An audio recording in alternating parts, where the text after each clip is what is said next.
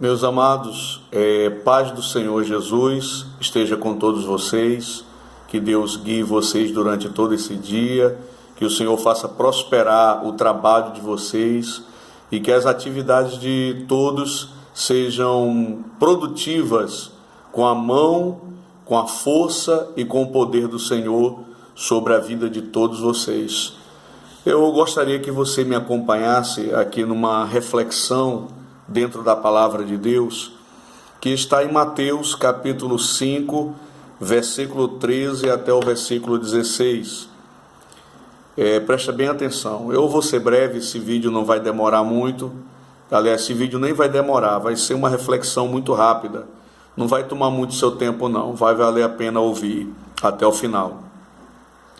Vós sois o sal da terra, e se o sal for insípido, com que se há de se salgar? Para nada mais presta, senão para se lançar fora e ser pisado pelos homens. Vós sois a luz do mundo, e não se pode esconder uma cidade edificada sobre um monte. E nem se acende a candeia e se coloca debaixo do alqueire, mas no velador, e dá luz a todos os que estão na casa. Assim resplandeça a vossa luz diante dos homens, para que vejam as vossas obras e glorifiquem o vosso Pai que está nos céus. Um dia, uma irmã falou comigo, não só ela, mas eu já ouvi de várias pessoas, de vários crentes, a seguinte expressão que já virou até clichê no meio evangélico, que é: olha, não olhe para os defeitos do pastor, não olhe para o defeito de determinado irmão, mas olhe para Cristo. Eu concordo com essa expressão.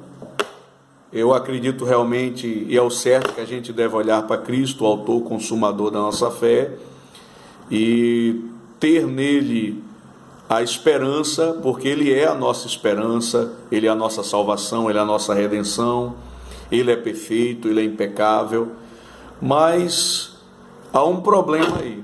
O problema é que nós não vemos visivelmente a Cristo, porque após a sua ressurreição, Ele foi ao céu. E às vezes em que Ele se manifestou fisicamente, como a Paulo no caminho de Damasco, como a João na ilha de Pátmos, foram em momentos especiais em que Ele veio glorificado. E isso não é uma experiência comum, isso é uma experiência rara, única de Deus com um propósito, quando o próprio Jesus ele se manifesta visivelmente em sua forma gloriosa. Há relatos no mundo muçulmano em que o próprio Jesus ele aparece e se manifesta. Porém, irmãos, a única forma da gente ver a Cristo, a única forma da gente enxergar Jesus são nas atitudes, são em trabalhos, em obras, em mensagens que se assemelham àquilo que Jesus pregou, àquilo que Ele viveu, aquilo que Ele deu como exemplo, como modelo para nós aqui na terra. E o próprio João, o apóstolo, ele fala lá na sua primeira carta que aquele que diz crer no Senhor Jesus e segui-lo deve andar como Ele andou, seguir as suas pisaduras, seguir a Cristo como modelo, imitar Jesus. O próprio Jesus ele fala lá em Mateus capítulo 16 que aquele que quiser ser discípulo dele e segui-lo deve renunciar-se a si mesmo, tomar a sua cruz e segui-lo. Então, a condição para o discipulado de Jesus é a imitação dele, é o esforço para imitá-lo, para andar segundo as obras de Jesus, praticar as obras de Cristo. E aqui esse texto Jesus diz o seguinte, que nós somos o sal da terra. Jesus não está dizendo vocês devem ser como o sal da terra ou devem ser luz. Aqui o Senhor está dizendo que a condição do salvo, a condição daqueles que são seus discípulos, seguidores de Jesus, filhos de Deus, gerados pela palavra do Senhor, gerados e regenerados pelo Espírito Santo, que tiveram um encontro real com Jesus, se converteram verdadeiramente a Cristo e ao cristianismo, estes são luz do mundo, sal da terra.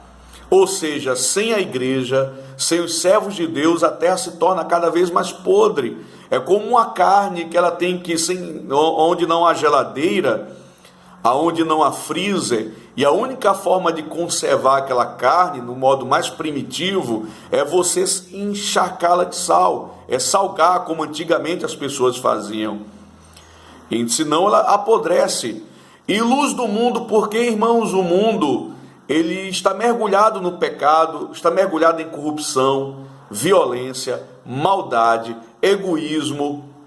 Isso é irrefutável, que o pecado, ele domina o coração da sociedade desde a queda de Adão.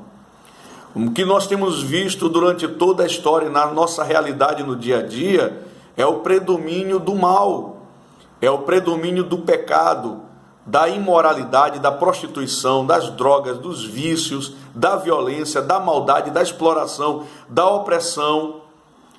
E a igreja, ela é a luz desse mundo. A igreja é, no caso, com a sua vida, com a sua prática de imitação de Cristo, ela mostra para este mundo caído que Jesus, ele é o único caminho, ele é a verdade, ele é a vida, ele liberta o homem do jugo da escravidão do pecado, ele quebra e destrói os grilhões da morte, ele venceu o diabo, ele venceu o mundo, e nós podemos vencer o sistema mundano, nós podemos resistir às tentações, nós podemos ter uma vida mais santa, mais correta. Então, onde as pessoas devem ver Jesus? Elas devem enxergar Jesus na tua vida, na minha vida. A nossa vida tem que mostrar Cristo. Então, fique com esta mensagem, Deus te abençoe, e peça ao Senhor para que Ele faça um upgrade na tua alma, para que Ele transforme você no interior da sua alma, para que a graça dele seja derramada sobre a sua vida e você possa se tornar mais parecido com Cristo, que é isso que eu peço a Ele todas as manhãs nas minhas orações. Um grande abraço, Deus abençoe você em nome de Jesus.